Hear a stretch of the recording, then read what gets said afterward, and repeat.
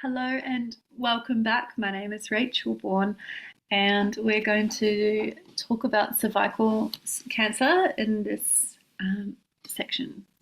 Or this episode section, sorry, I'm losing my brain. Let's just take a moment to get present. Close your eyes.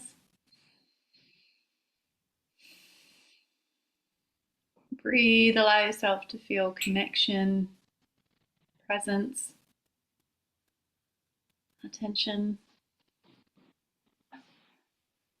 Let go of any thoughts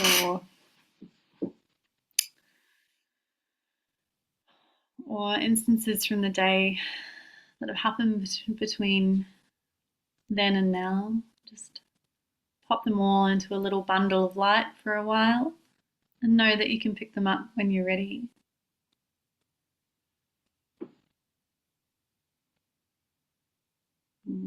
Just take 3 deep breaths. Inhale.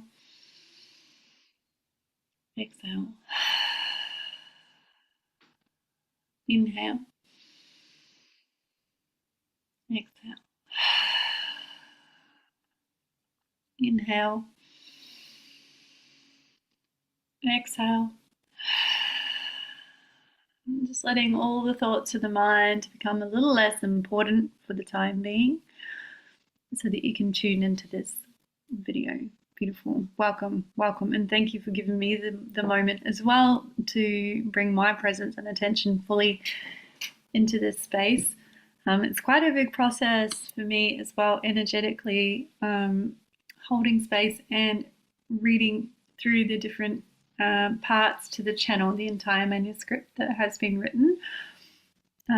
And so sometimes we just need to pull back and pause and bring through that sense of presence and another layer at different times. So welcome, welcome, welcome, and thank you so much for joining me. Thank you for being here, to even have come this far, to be open to receive this is huge. And I just so want you to know that I see you, I love you, and I'm here for you.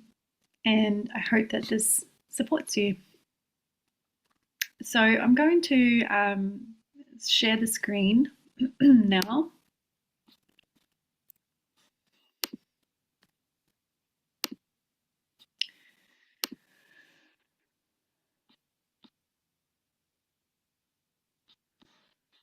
Oh, hang on, wrong screen. Let's try that again. Sharing the screen. Here we go. Perfect. All right. So cervical cancer. So the suppressed emotions. So all this is around possible root causal emotions that have been suppressed and repeat over time through patterns through your lineage that can then lead to this cancer issue in the body. So take from it what you wish and leave the rest behind. I hope that that it gives some insight to perhaps that what's causing stresses in your body from a quantum and subconscious perspective. So suppressed emotions: failure, grief, helplessness, self-abuse, hopelessness, stubbornness, lack of control, humiliation, low self-esteem, longing, confusion, lust, defensiveness, overwhelm, beliefs: I am not worthy, I am dirty, I am not safe, I don't have enough. Healing gift: you have been holding on to a metaphorical or literal child. So when we birth something into the world, whether it's a child or a project, sometimes what we can do is hang on to that tightly instead of letting it be free to become its own being, to be its own evolution, and to grow beyond us. Sometimes we can lose a child and be holding on to sense of failure or sense of grief or holding on to that soul in our hearts and in our minds, and sometimes quite literally in our tissues. Or sometimes we can give birth to a child and not be letting them be themselves, not be freeing them to be themselves. Okay. It's understandable. Your child means the world to you. But what can occur is your identity can become so caught up in the child itself that you start to create restraint on yourself and your own evolution and your child. Or if you've not been able to raise your child because of whatever reason, it can feel like it's been stripped away from you. And we can get caught or hold on to the identity of that too. Or you've birthed something into creation, but you haven't let go of control over what you have birthed. So for example, if you birthed a business or a project or an art piece, but you want that to remain yours. Of course, you're the source of the birthing of that. But what you think about the source of what it should be is not necessarily what it's going to become. Often, more than not, it becomes something far greater than what you ever thought. And so by letting it go and freeing it, you assist yourself to move on, and you allow that creation, that metaphorical child or literal child, to flourish fully and how it's meant to, not how you thought it was supposed to. So it's now time to let go of that child. That's let go of control so that child can be free. It's now time to let go of control so that child can be free to go on its own soul journey. Whether this happened literally or metaphorically, it makes no real difference to the feelings you experience when this happens. You've been avoiding the beauty of the death moment, of when change occurs, or when you let someone or something go into transformation. Grief makes space for new beginnings, and death is also the finest expression of birth. Death is the ultimate time of transformation. So it's time to not only let go of the child, but also to let your identity transform too, through the exchange you have had with this child, metaphorical child.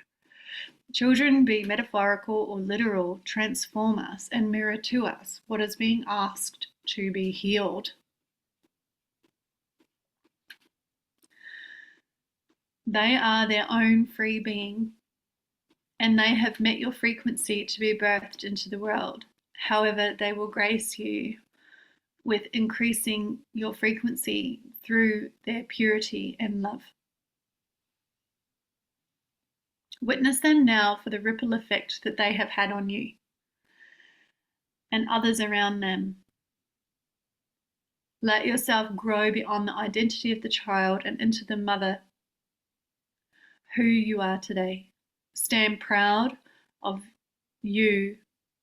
Stand proud of your path as a mother and into your crone years, as you are now being asked to seed your life's work. If that is you, you're moving into your crone years, and even in your later mother years, this is the seeding of life's work.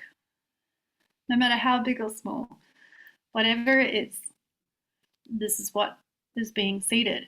But that's being blocked if you're still holding on to this early part of life, this death moment, if you're still holding on to it, or this change moment, or birth moment of transformation.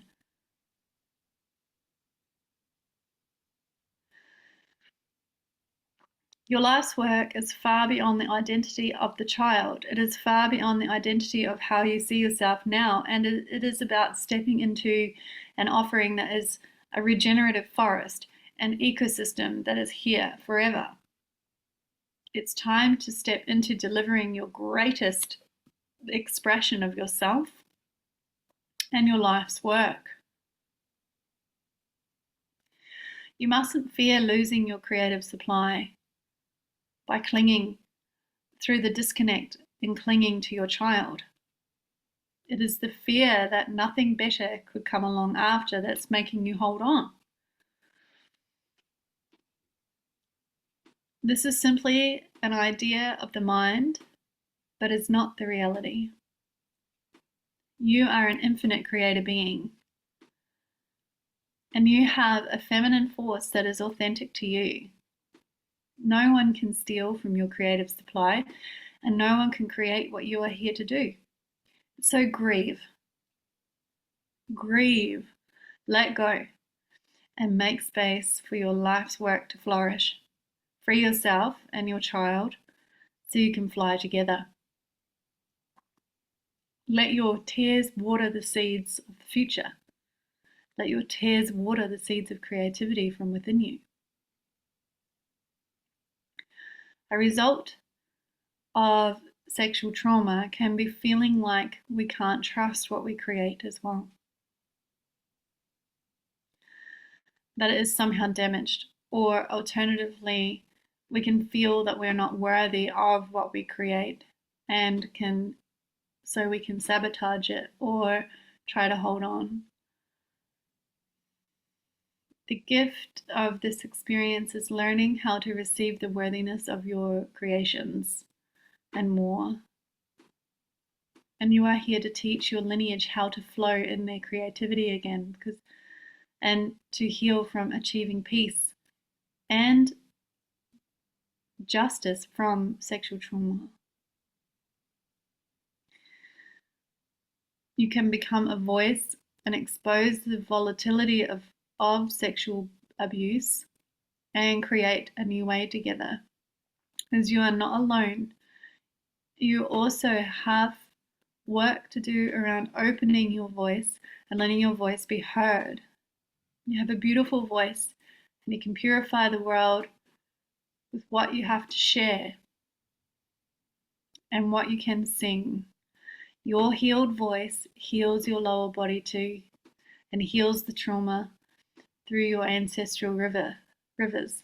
It's time to sing, to create, and to no longer hold on to what could have been, so you can focus on what will be. And so your voice purifies all centers of your body. And then your throat and your womb, particularly your yoni, but your throat and your womb are intricately linked. And so when you clear, and you don't have to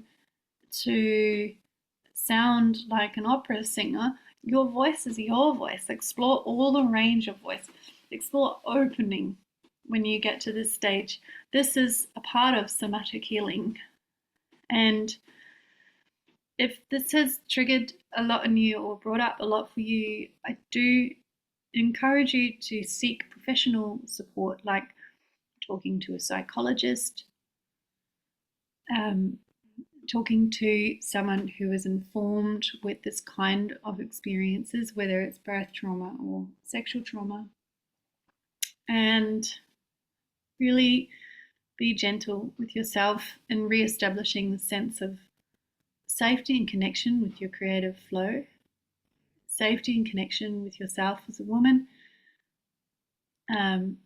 or however you identify. You might identify as a man and have a cervical issue. It's just really allowing yourself to connect again. And when you, because the cervix is like the gate that holds, cervix is like a gate that holds the baby in. And when we think about it in this way,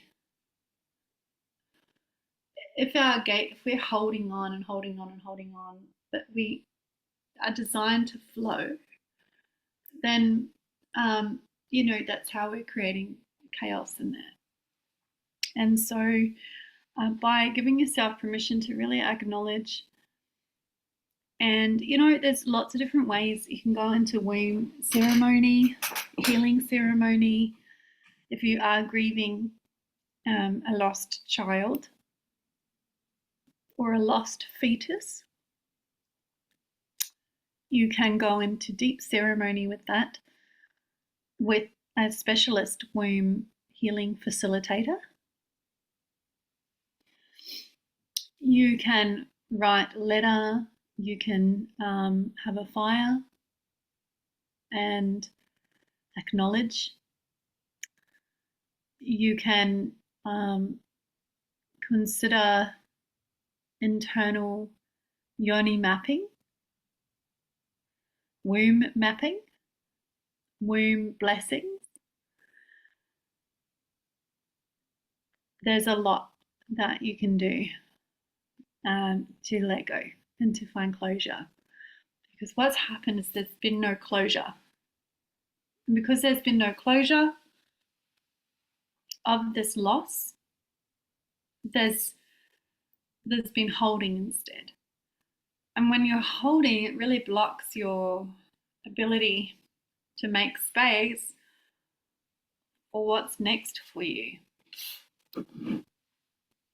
And so there's a lot of layers to this. And when we do go into cancers that are in our lower body regions, we often do venture into these different layers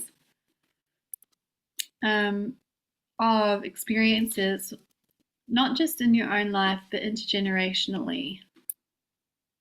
And so there are moments where it can feel fearful, or there can feel vulnerability, or you can feel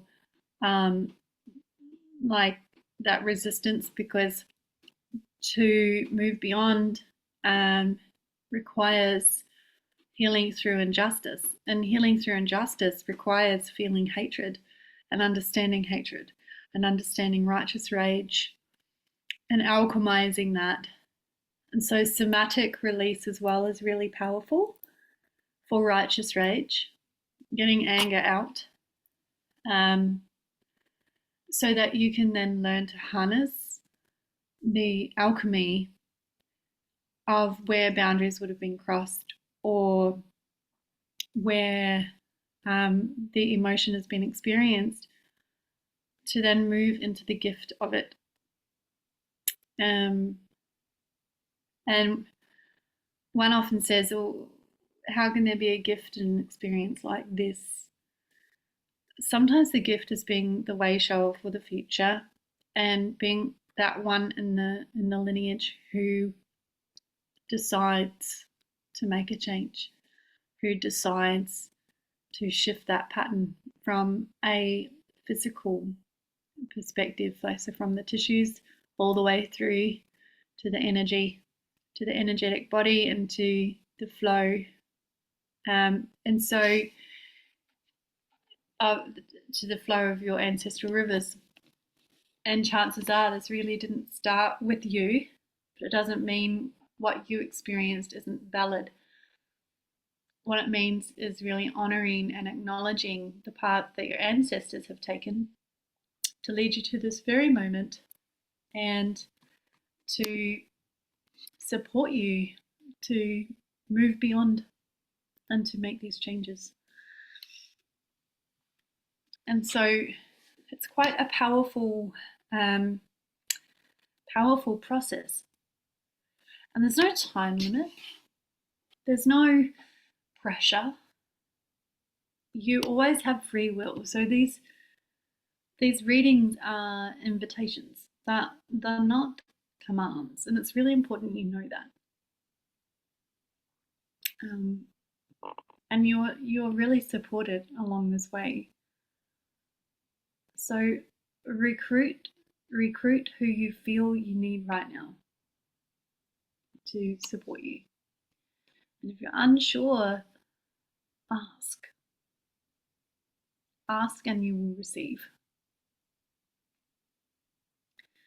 You are a powerful creatress.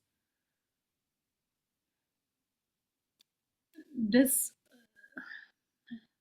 feminine, I'm going to go through the lenses of womb embodiment, womb health, and feminine embodiment. This wounding is very deep for many of us. It runs right through the lineage. It can run all the way back to the beginning of time. And where we feel like we've failed, that's the moment in the lineage or in ourselves that we forgot we're a part of nature, or we became separate to nature. But nature doesn't fail, nature only evolves, and we are that. We are more a rapidly evolving being than anything else. And so when we are able to alchemize these things and move beyond them and move through them and beyond them and integrate them as medicine, integrate them as a way now to shift course, this is how we quantum leap. So I hope this has been helpful. I haven't gone into the gene key, have I? I'll just bring that up.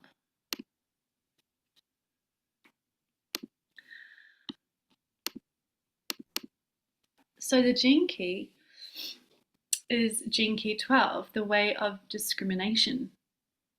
The shadow is vanity. The gift is discrimination. The dilemma is aloneness, and the city is purity. With the 12th city, we can be locked up in a prison. They can do anything to us, but they can never stop our love. When we get in touch and in tune with our heart, then all of our relationships and dilemmas are resolved. Richard Rudd, 64 Ways. So you can click on that. You know, vanity is an interesting contemplation. Vanity can be around, in my experience, vanity is actually one of my gene key profile gene keys. And what it's taught me is that my vanity in particular was around self-perpetuating stories or self-perpetuating narratives that kept me stuck and kept me actually out of my creative potential. And so I feel like there's quite a powerful healing in the gene key contemplation here, because when we go beyond that self-discrimination, like dwelling on stories or experiences in the past that are holding us stuck, and we get to move beyond them through the alchemy of forgiveness and making change, deciding to let go and allowing the new to come through you. It's a powerful, powerful process. And I'm going to leave it there, but I hope that that supports you. And yeah, and I really do speak from a place of compassion. I haven't had cervical cancer, but I know what it's like to lose babies. I've lost 5 babies. 5. And I know what it's like to hold on to something that I created to try and control it, to then later find that it was an uncontrollable being, which has over time led me here to now birth this and allow it to evolve in its own essence. And I hope that through the powerful process of allowing grief to move through, grief grief encompasses all emotions. It's not just crying or sadness or despair.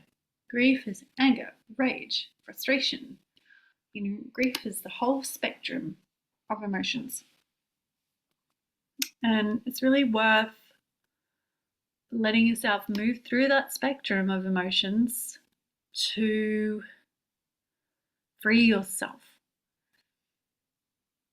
Moving through, being with those emotions, and then returning to your core where those emotions are no longer becoming the cords or the chains that are keeping you attached to that experience. That's where your power is. That's where you begin alchemist within you. That's where you move beyond and start to open to receive more of your creative gift within you. So really allow yourself to move through that whole process. And you're not alone in this. There is so many women out there at the moment moving through these very things. Whether there's cancer or not, there's so many moving through this. So I want you to know that you're here, you're connected, you're supported, and that you're not alone through this entire process. I hope that you found this video helpful. And if you have any questions, you can pop a comment below. You can reach out to myself if you want to have a session, work through this. Most welcome to, and or reach out to someone in your community who you know is perhaps the right starting point for you. Okay. Thank you, and thanks for joining me. We'll see you in the next video if you're continuing along, and yeah, lots of love.